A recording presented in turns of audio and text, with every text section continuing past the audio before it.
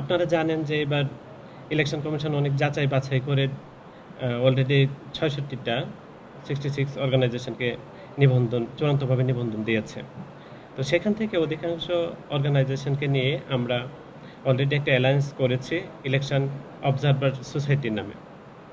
তো ইউএস দুদিন আগে আত্মপ্রকাশ করেছে। তো আমাদের নির্বাচিত প্রতিনিধিরা আজকে মাননীয় প্রধান নির্বাচন কমিশন মহোদয়ের সঙ্গে দীর্ঘক্ষণ কথা হলো, আলোচনা হলো ফলপ্রসূ। তো আমরা চাচ্ছিলাম যে বিগত সময়গুলোতে পর্যবেক্ষক সংস্থাগুলোর প্রতি যে একটা বিরূপ ভাবমূর্তি, সেটা থেকে বেরিয়ে আসতে চাচ্ছি এবার আমাদের কার্যক্রমের মধ্য দিয়ে। তো আমরা কিভাবে আমাদের জায়গাটা থেকে আমরা তো হলো যে পর্যবেক্ষক বিধিমালা দ্বারা গাইডেড, সেই বিধিমালার মধ্যে থেকে আওতায় থেকে কিভাবে আসন্ন নির্বাচনটাকে সর্বময় গ্রহণযোগ্য করা যায়, ভোটারদেরকে আকৃষ্ট করা যায়, ভাবমূর্তিটা উজ্জ্বল করা যায়, সেটা আমাদের সর্বোচ্চ সহায়তার মাধ্যমে কিভাবে নির্বাচন কমিশনের পাশে দাঁড়াতে পারি, এসব বিষয় নিয়ে কথা হয়েছে।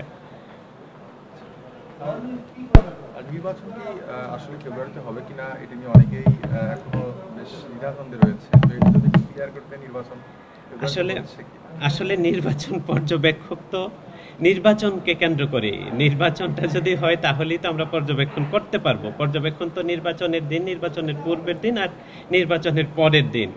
আর যেহেতু আমরা পর্যবেক্ষক প্রতিনিধি হিসেবে এখানে এসেছি, আমরা আশাবাদী বলে এখানে এসেছি যে নির্বাচনটা নির্ধারিত সময়, যেটা আমরা জেনেছি, এর মধ্যেই হচ্ছে। তো সেই অনুযায়ী প্রস্তুতি নিতেই আমরা মূলত এখানে এসেছি। আমরা আশাবাদী এই সময়ের মধ্যেই নির্বাচনটা হচ্ছে, আর এই জন্যই আমরা এসেছি আসলে মূলত। পর্যবেক্ষকদের সেই সমালোচনা এবার কাটিয়ে উঠবে কিনা ২৬-এর নির্বাচন? আমরা অ্যালায়েন্সটা করেছি বিগত সময়গুলোর পর্যবেক্ষকদের যে বিরূপ ভাবমূর্তি, সেটা বদলে দিতে।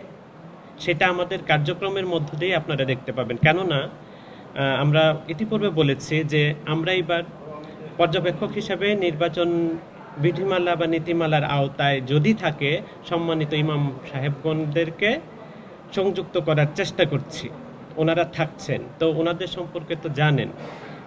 অনুরূপভাবে বাদবাকি পর্যবেক্ষকদেরকে আমরা এমনভাবে নির্বাচিত করব যাতে কোনো ফরমায়েশি প্রতিবেদন দেওয়া না হয়। বিদেশি কোনো সংস্থা থাকছে না, আমরা তো স্থানীয় পর্যবেক্ষক সংস্থার প্রতিনিধি হিসেবে আজকে এসেছি। এখন বিদেশি কোনো সংস্থা আসছে কিনা সেটা আমাদের দ্বারা তো বলা সম্ভব না, সেটা নির্বাচন কমিশনই বলতে পারবে। ঠিক আছে, ধন্যবাদ আপনাকে।